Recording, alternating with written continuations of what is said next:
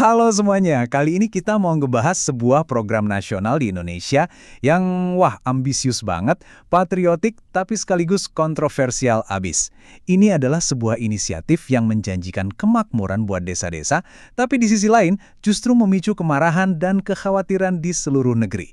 Yuk kita bedah bareng-bareng apa sih sebenarnya Koperasi Merah Putih ini. Oke, kita mulai dari angka ini. 80.081, angka yang gede banget kan? Dan ini adalah kunci buat kita ngerti seberapa masif proyek yang lagi kita omongin.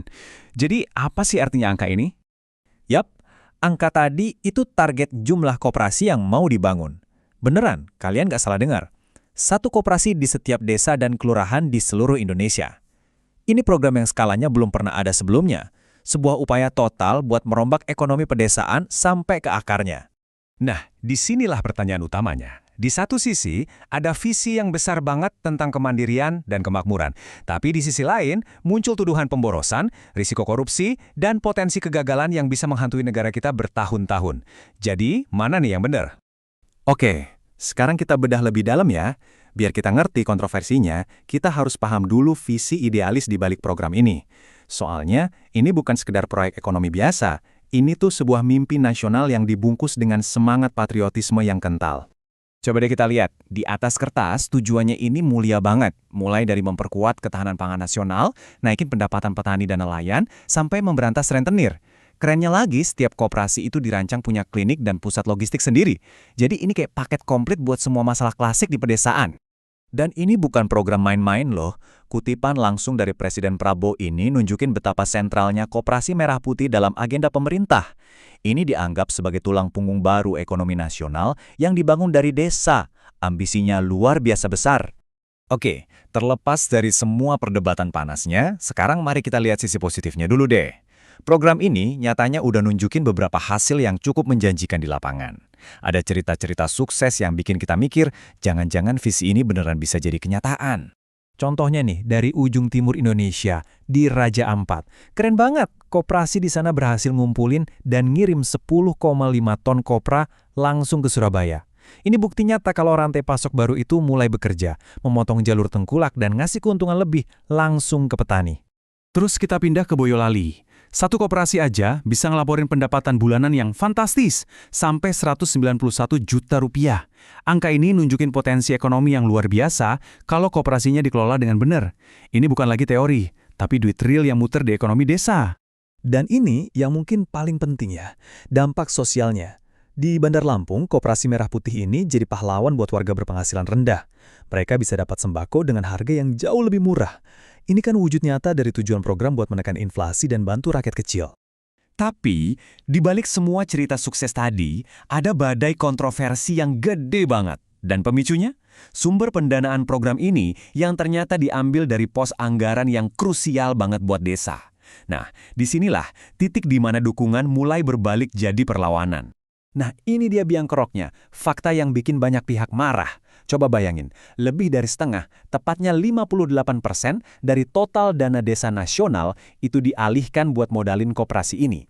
Angkanya nggak main-main, 34,57 triliun rupiah. Duit yang seharusnya buat bangun jalan desa, irigasi, dan fasilitas dasar lainnya malah dipotong besar-besaran. Dan dampaknya langsung kerasa di lapangan. Dengerin aja nih keluhan dari Pak Mastur, kepala desa di Lombok. Suara beliau ini mewakili keputusasaan banyak pemimpin desa lainnya.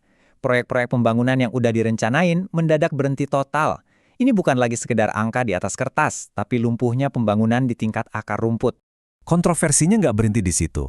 Ada lagi soal impor puluhan ribu kendaraan dari India buat koperasi. Alasan pemerintah sih logis, katanya jauh lebih murah dan bisa hemat anggaran negara sampai 43 triliun.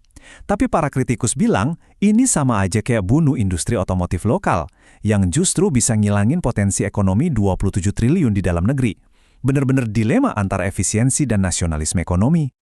Tapi ternyata, masalahnya jauh lebih dalam dari sekedar duit dan impor mobil. Para ahli hukum dan ekonomi mulai ngasih peringatan keras. Mereka melihat ada resiko sistemik yang tersembunyi, bahaya jangka panjang yang bisa menjebak desa-desa kita selama bertahun-tahun ke depan. Data survei ini, jujur, cukup bikin ngeri. Sebanyak 65% pejabat desa yang disurvei merasa ada celah korupsi yang sangat besar dalam program ini. Kalau orang-orang di garda terdepan aja udah was-was, ini sinyal bahaya yang serius banget. Para ahli juga nemuin setidaknya ada 5 jebakan hukum. Desa itu seolah dipaksa jadi penjamin utang miliaran rupiah, padahal untungnya belum tentu ada. Risikonya banyak, gagal bayar, sengketa aset di masa depan, dan yang paling fatal, kalau kredit ini macet secara massal, APBN negaralah yang harus nanggung bebannya. Ini seperti bom waktu finansial dan hukum.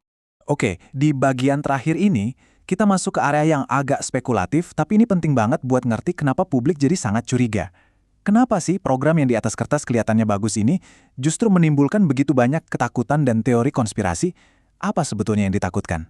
Nah, slide ini merangkum 5 ketakutan utama itu. Ada yang curiga ini cuma alat politik pemerintah pusat buat mengontrol desa, ada yang menduga ini proyek buat bagi-bagi kue ke kroni, ada juga ketakutan kanibalisme ekonomi, di mana koperasi raksasa yang disubsidi ini bakal mematikan warung-warung kecil milik warga. Dan yang paling dalam, ada trauma sejarah. Ketakutan kita akan kembali ke model ekonomi terpusat seperti zaman Orde Baru.